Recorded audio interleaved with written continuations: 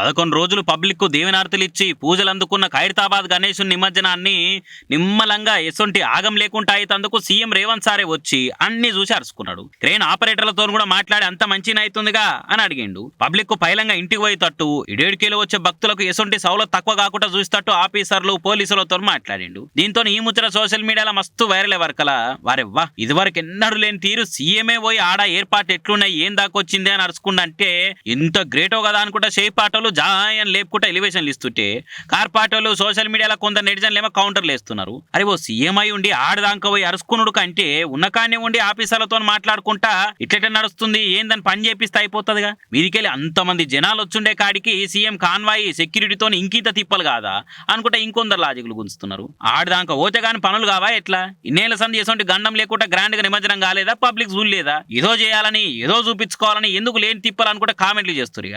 అయినా రాజకీయాలు అన్నాక లీడర్ లేదన్నా చేసినా 1-2 అనడు ఏ చేయకపోయినా 5-6 అనడు అలవాటే గదిగా.